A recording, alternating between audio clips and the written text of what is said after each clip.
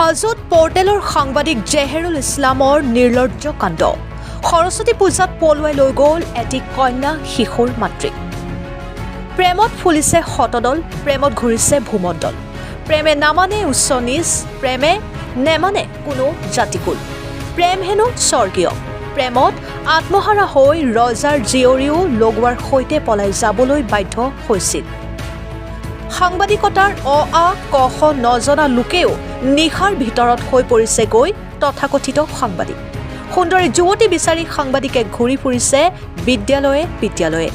কিন্তু সুন্দৰী যুৱতী নাপাই এবাৰ সৰস্বতী পূজাত হাজোৰ পৰ্টেলৰ সাংবাদিক জেহেৰুল ইছলামে পলুৱাই লৈ গ'ল এগৰাকী কন্যা শিশুৰ মাতৃক এগৰাকী লম্পট চৰিত্ৰৰ পৰ্টেলৰ সাংবাদিক জেহেৰুল ইছলামে 1 নং ভেলকৰ হস্তাৰঘাটৰ কুদ্দুছ আলীৰ পত্নী হামিদা খাতুনৰ সৈতে দীৰ্ঘদিনীয়া প্ৰেমৰ অৱসান ঘটাই নিশাৰ ভিতৰতে পালেগৈ নামনি অসমৰ ধুবুৰী জিলা পৰ্টেলৰ সাংবাদিক জেহেৰুল ইছলামে এটি কণমানি কন্যা শিশুক এৰি থৈ মাতৃ হামিদা খাতুনক পলুৱাই নিয়া ঘটনাত একেমুখে ধিক্কাৰৰ জোৱাৰ উঠিছে প্ৰেমত হাবুডুবু খাই আত্মবিভোৰ হোৱা হামিদা খাতুনে ইতিমধ্যে স্বামী কুদ্দুছ আলীক বিলাসীপাৰা আদালতৰ জৰিয়তে বিবাহ বিচ্ছেদ শপতনামা প্ৰেৰণ কৰা কাণ্ডই পৰিয়ালটোক হতচকিত কৰি তুলিছে ইফালে মহিলাগৰাকীয়ে কুদ্দুছ আলীৰ পৰা নগদ ধন সোণ ৰূপৰ আ-অলংকাৰ যাৱতীয় নথিপত্ৰ লৈ যোৱাৰ অভিযোগ উঠিছে এই সন্দৰ্ভত ভুক্তভোগী কুদ্দুছ আলীয়ে ৰামদিয়া আৰক্ষী চকীত মহিলাগৰাকী আৰু জেহেৰুল ইছলামৰ বিৰুদ্ধে এজাহাৰ দাখিল কৰে উল্লেখ্য যে ইয়াৰ পূৰ্বেও পৰ্টেলৰ সাংবাদিক লম্পট জেহেৰুল ইছলামে ৰাইজৰ অকিল খাই সংবাদ শিৰোনাম দখল কৰিছিল তাৎপৰ্যৰ বিষয় যে সংবিধানৰ চতুৰ্থ স্তম্ভ তথা সমাজৰ অতন্দ্ৰ প্ৰহৰী সাংবাদিকৰ নাম বদনাম কৰা এনে দুষ্ট প্ৰবৃত্তিৰ লোকৰ কৰ্মকাণ্ডই সুধি সমাজক লজ্জানত কৰিছে ব্যুৰো ৰিপৰ্ট অৰুণোদয় আসাম সাংবাদিকৰ লগত গৈছে হয় কেতিয়া গৈছে সোমবাৰ সৰস্বতী পূজাৰ দিনা কাৰ লগত গৈছে জেহেৰুল সাংবাদিকৰ লগত যোৱা বুলি ৰাইট হৈছে তেওঁৰ ঘৰ ক'ত বাদালপাৰাত পঞ্চায়তৰ ওচৰত হয় নাম হামিদা খাতুন কিহৰ কাৰণে কৈছে গম পোৱা নাই মোক আৰু মোৰ ছোৱালীক মই দোকানত যাম আৰু ছোৱালীটোক কৈছে তোমাক খুৰাৰ ঘৰত লৈ যোৱা যাব খুজি আছে তাক ঘৰত লৈ যোৱা পিছে মোক আৰু ছোৱালীটোক আগবঢ়াই দি পেলাই ঘৰত গুচি আহিছোঁ ঘৰত গুচি আহিলে মইতো আৰু গম নাপাওঁ কি কৈছে না কৈছে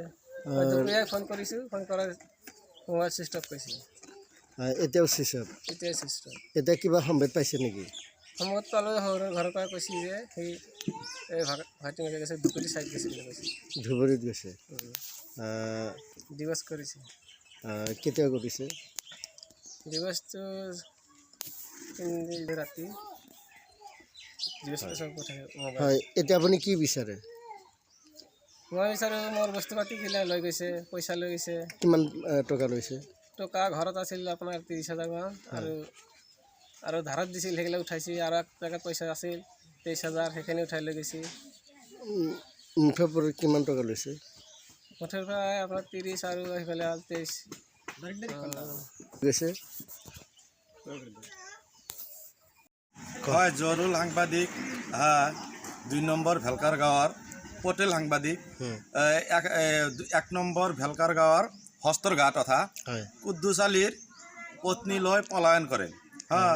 আমি শুনামতে বিলাহীপাৰা যাই কেনে তাতে কোৰ্টত যাই কেনে ডাইভৰ্চ কৰিছে আৰু তাতে আছে এনেকুৱা সাংবাদিক যদি পটেল সাংবাদিক যদি ৰাইজৰ মাজত থাকে তেনেহ'লে ৰাইজৰ কি হ'ব এই সৰস্বতী পূজাৰ দিনা গৈছে এনেকুৱা সাংবাদিক যদি থাকে সাংবাদিকে কোৱা হৈছে চতুৰ্থ স্তম্ভ সেনেকুৱা যদি চতুৰ্থ স্তম্ভ যদি ৰাইজৰ মাজত থাকে ৰাইজৰ কি হ'ব আজি যিজন মাইকী লৈ সি পলাইছে সেই মাইকীজনৰ এজন ছোৱালী আছে মাইকীজন অথচ 10 বছৰ হ'ল বিয়া হৈছে আৰু সি এজন ডেকা ল'ৰা হৈ কেনে সি সাংবাদিকতা কৰি কেনে পটলৰ সাংবাদিকতা কৰি কেনে সি এজন মাইকী মানুহ লৈ পলাই হ'ব লগা হৈছে তাৰ কি হৈছে মাথাৰ ব্ৰেইন বেয়া হৈছে আৰু একো হোৱা নাই তাৰ মই যিটো চেনেলত কাম কৰে সেই চেনেলৰ মুৰব্বীজনক মই কৈ আছোঁ তেখেতক অতি সোনকালে তাক নিলম্বন কৰিব লাগে অথচ মই ৰাইজকো জনাইছোঁ তাক নিলম্বন কৰিব লাগে অথচ মই ৰাইজক আৰু জনাইছোঁ মই প্ৰশাসনকো জনাইছোঁ তাক অতি সোনকালে তাক নিলম্বন কৰিব লাগে এইটো কামৰ পৰা বহুত বেয়া কাম কৰিব আৰু তেওঁ আমি শুনামতে ৰতনপুৰ 2 জেগাত সি এনেকুৱা অৱস্থাৰ কাৰণে মাৰ খাইছিল তাৰ আগতো নিউজ হৈছিল এনেকুৱা যি মাৰ খোৱা 2 নম্বৰ ভেলকাৰত এনেকুৱা কৰিছিল মেলপাৰাত এনেকুৱা কৰিছিল ইয়াৰ বহুত অপকৰ্ম তাৰ আগত আমি শুনা পাইছোঁ আৰু এতিয়া বাস্তৱত আমি যেটো চাইছোঁ এটা মানসিকতা ৰোগী হৈ আছে তাক ভাল কৰিবৰ কাৰণে মই অতি সোনকালে আমাৰ ৰাইজ প্ৰশাসনক মই অনুৰোধ জনাইছোঁ তাক মেণ্টেলি ঠিক কৰি দিব লাগে তাৰ ব্ৰেইনত কি হৈছে তাৰ ব্ৰেইন ঠিক কৰি দিব লাগে মই